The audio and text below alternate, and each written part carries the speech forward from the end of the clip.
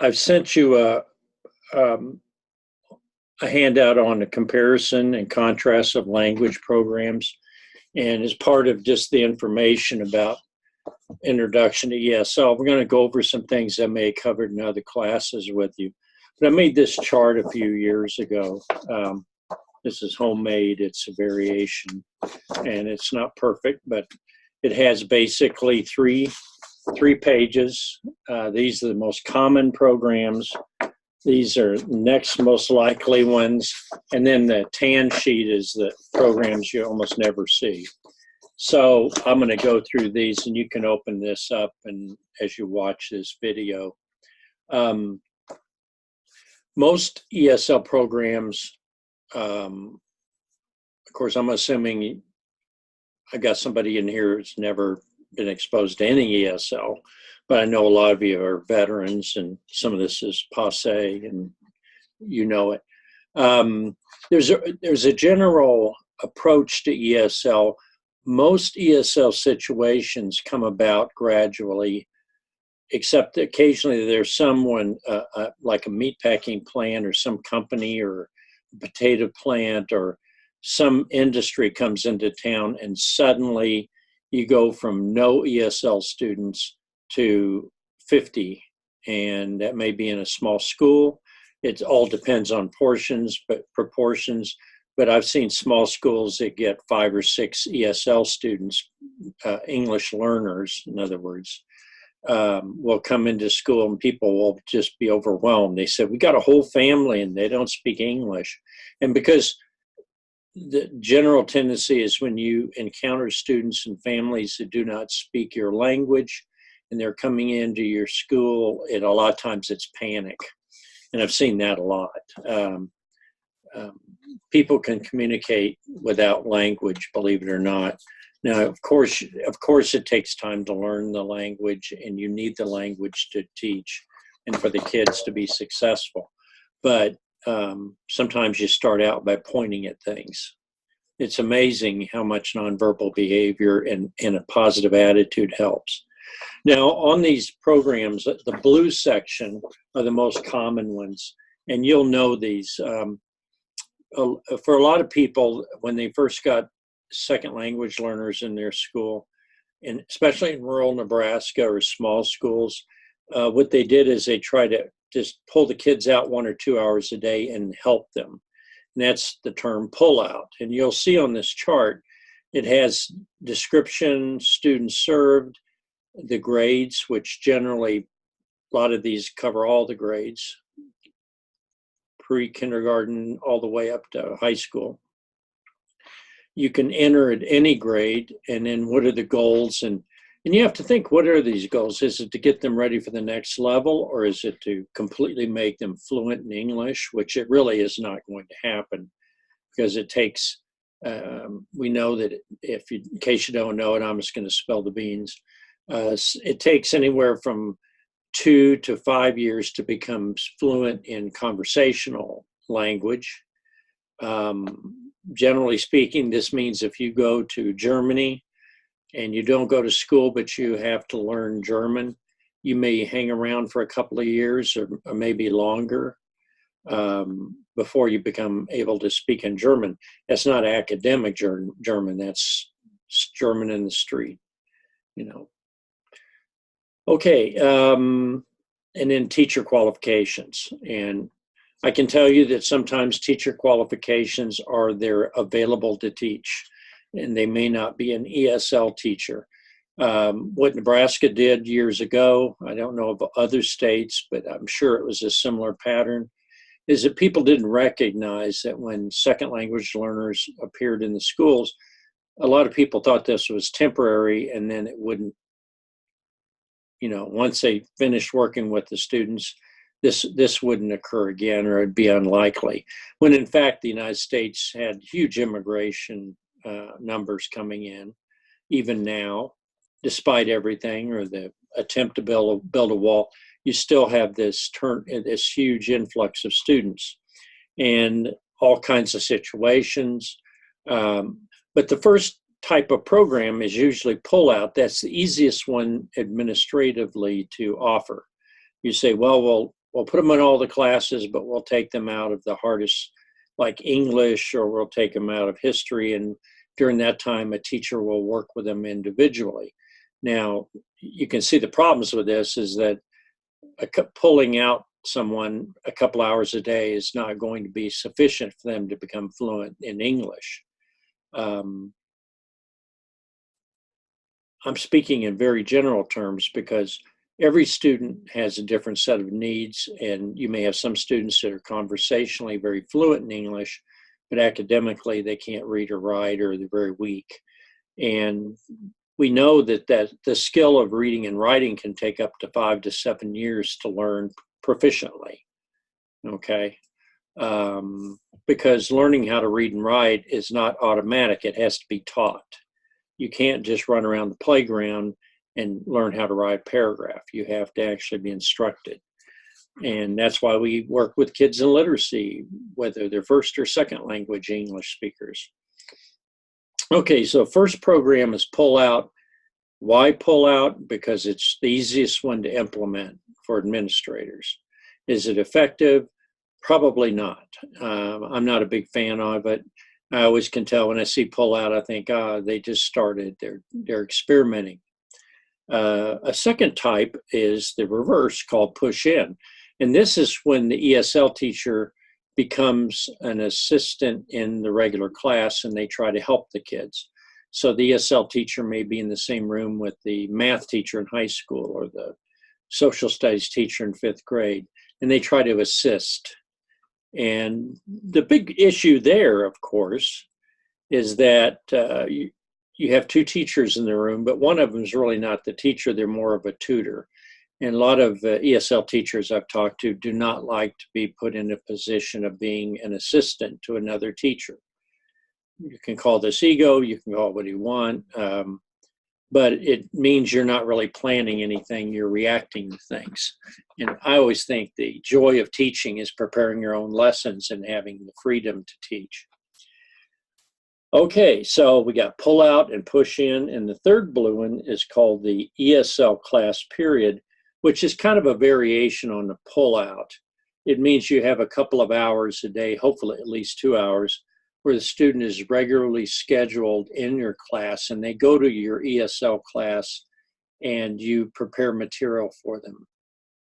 Okay, that is a good, that is recognized, that is one legitimate way to do this. Now, of all these programs, if you have a student who's a newcomer, and I'll mention newcomer programs in the next one, in the greens, newcomers often need a lot of intensive help. So that means they need to know everything from how to use the bathroom, how to eat in the cafeteria, because despite what people assume, it's not common sense how a school operates. There are all kinds of rules. You have the lunch lady. You have to either pay or have some way to show that they're going to be paid, or the school's going to, you know, or somebody's going to provide a free lunch. So those are issues that in an ESL class period, you actually address things like that. So you're not just teaching English, you're teaching culture. That's something very important. Everyone teaches culture, but ESL teachers teach it often very explicitly. This is how you go to the bus and get on the bus, and this is how you act on the bus. This is how you eat in the lunchroom. This is how you behave on the class in the playground. You know, all kinds of rules. I remember one time I had a student, 2 students. One was college level Spanish speaker, but neither spoke English. And the other kid was the same age, but he had not been in school since 1st grade.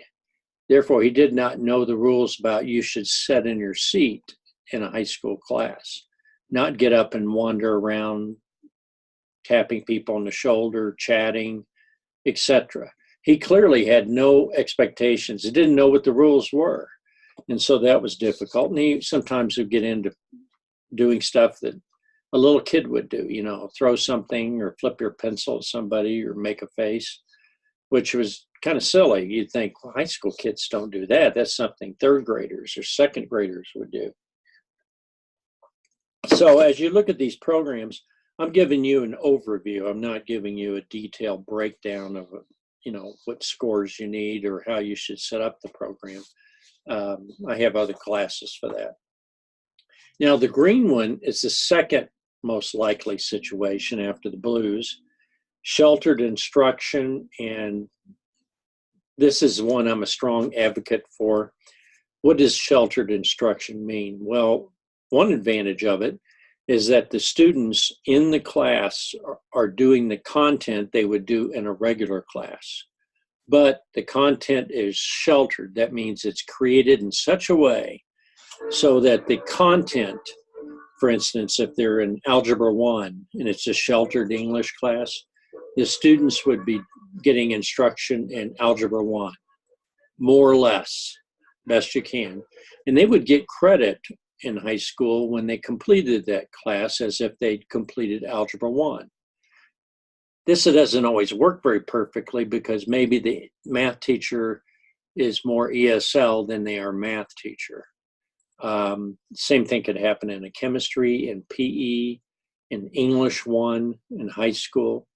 Lower levels, if you teach second grade or fifth grade or eighth grade, whatever grade you teach the subject, you'd be an ESL teacher, hopefully. They would have you as ESL, but you'd also be content knowledgeable about whether it's math or history or PE, whatever. And therefore you would teach it and it would be the content for the credit. Because the key is that years ago, people used to just say, you go to English class. Well, a kid might be in high school and spend 2 years in English class, but he's made no progress on graduation credits. And that's a problem because they go to age 21 or 22. I have to look that up. Depends on the state. And then they're out. They can't go to school anymore. You know, you're 25 and you say, I want to go back to high school. You can't. You're not allowed to. This depends on the state, but that's a general rule that's true.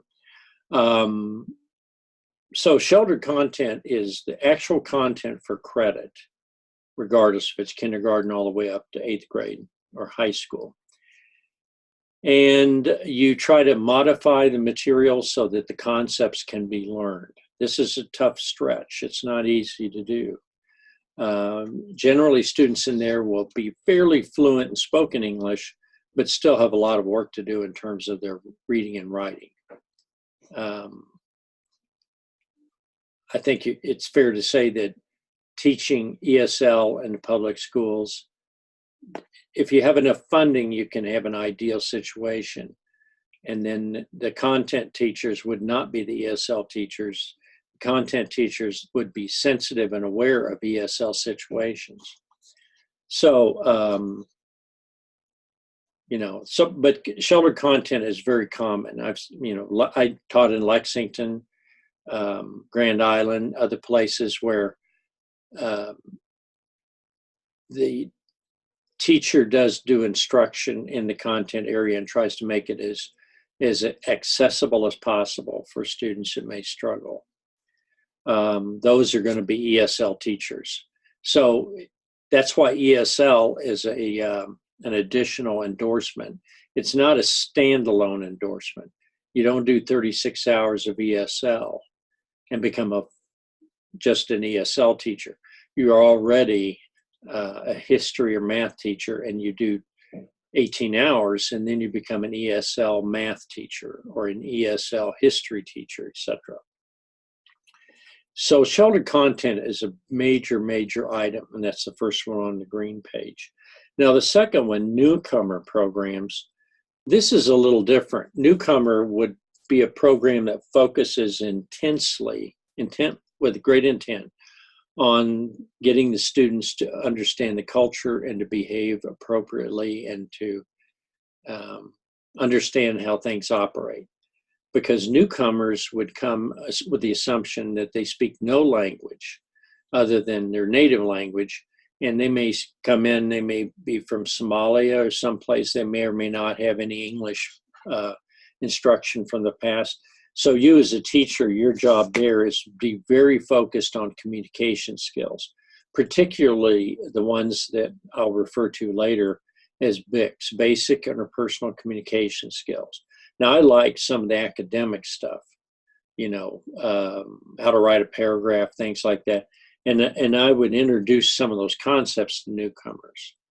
One thing I think in ESL is fair is that not only do you not know how much your students know in a very specific way, they may know a lot about, I've had students that know everything about cars or everything about fly fishing. Had that once with a Japanese student. He could tell you anything about fly fishing, and he could tell to you in English. But in general, his English was pretty weak, and he wasn't very good in conversational English. But when it came to his content area, he was an expert. So newcomers, you have to make a judgment about what skill they need to have. If newcomers come in, they're very young and they don't know how to operate, to use a modern restroom in a school. They don't know the rules of the school or where to go for classes or things like that. You sometimes get a translator and you take them through and you introduce them to what's going to happen. A lot of times people get them a buddy, and the buddy's the person that will kind of help out. You do have to watch with that because you want the buddy to be somebody who really wants to help. You don't volunteer students and pick them out and say, you're going to be Chin Hwa Kim's buddy for this semester. Some students aren't comfortable with that. And so when you're talking about culture, find a teacher who's going to be interested in that culture. Now, the last page is the much more rare types. And I got everything from transitional bilingual education, developmental bilingual, one-way dual language, or two-way dual language. And these are fairly rare. Dual language programs or bilingual programs, however you want to say them. There's one in Lexington at at Bryan Elementary School, where students are taught the morning in Spanish, the afternoon in English. And what's interesting is they may have students that don't speak either one of those languages get in that class. Because when we talk about bilingual or dual language, almost everybody assumes Spanish and English. But in fact, there's hundreds of other languages and students in our systems. So we don't do dual language with all of them. We just do it with Spanish for the most part. Okay, so in looking these over, I'm not going to talk a lot about these at all. I would say that I'm a great believer in the two-way dual language. I believe in teaching kids in their using the language that the target language they're supposed to learn. So I think that can work, but it's tough sometimes. So that's just a brief overview on these programs. You can look over the charts. I do apologize a little bit since this is more of a survey. So I'm not trying to shortchange these, but I want you to see the big picture as opposed to the specifics. Now, I will put this video on there, and there'll be a place you can click, and while I'm talking, you can look at this, okay? All right.